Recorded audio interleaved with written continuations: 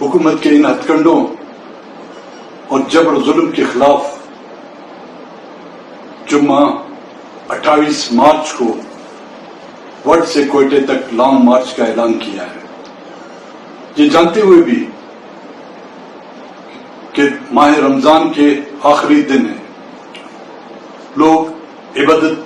عبادت گاؤں میں عبادت کرنے میں مصروف ہوں گے، عید کی تیاریوں میں ہوں گے، لوگ اپنے بچوں اور پیاروں کے ساتھ عید منانے کے لیے بے چین ہوں گے، لیکن ہم دوسری طرف بھی دیکھیں، کئی سالوں سے ایک ماں اپنے بیٹے کے بغیر عید منا رہی ہے، ایک بہن اس امید پر وہ نظر جمائے بیٹھی ہوئی ہے کہ کب اس کا بھائی آئے گا اور وہ اس کو عید کی مبارکباد دے گا۔ ایک عورت جس کا یہ پتہ نہیں کہ ابھی تک وہ شادی شدہ ہے یا بیوہ ہے، لیکن وہ بھی ابھی تک اس امید میں بیٹھی ہوئی ہے، تو کیوں نہ یہ عید بھی ہم ان کے لیے قربان کریں اور ان مسنگ پرسنس کے لیے جدوجہد کرنے والی ان بیٹیوں جن کو ناحق پابند سلاسل کیا گیا ہے ان کے لیے آواز اٹھائیں۔ بلوچستان میں موجود تمام سیاسی پارٹیوں سے میری گزارش ہے، تمام مختلف فکر کے لوگوں سے، مزدوروں سے، سیاسی ورکروں سے، وکلاؤں سے، زمینداروں سے، قبائلی عمائدین سے، کسی بھی زبان یا قوم سے تعلق رکھنے والے ہوں، چاہے وہ بلوچ ہوں، پشتون ہوں، ہزارہ ہوں یا یہاں کے سیٹلر ہوں، کسی بھی مذہب سے تعلق رکھتے ہوں، آج ہمیں اور آپ کو یہ ثابت کرنا ہوگا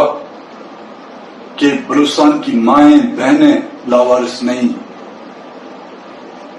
جالاوان سے لے کر ساراوان، سراوان سے لے کر مکران،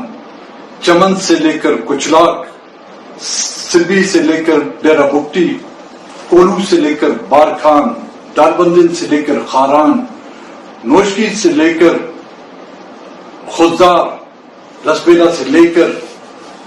بلوچستان کے مختلف علاقے، جوب اور قلعہ سیف اللہ، میری ان تمام قبائلی لوگوں سے، سیاسی لوگوں سے یہ گزارش ہوگی کہ آئیں، وطن کی مٹی کا جو ہم پر قرض ہے،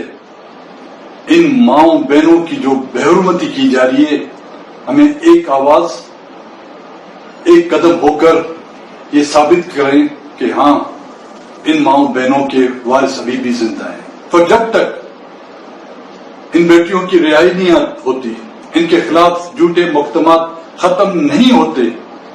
ہم لانگ مارچ کے ساتھ وہ دھرنا بھی دیں گے جس کا اعلان کوئٹہ پہنچنے کے بعد کیا جائے گا۔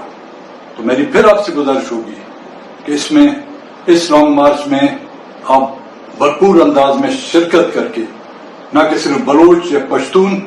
جو بھی مظلوم ہیں، جو بھی مظلوموں کی آواز اٹھاتے ہیں، ان سے میری یہی درخواست ہوگی، خداوند تعالیٰ آپ کا نگہبان ہو، اور ماؤں بہنوں سے یہ گزارش ہوگی کہ دعا کریں کہ خداوند تعالیٰ ہمیں اپنے مقصد میں کامیاب رکھے۔ اللہ حافظ۔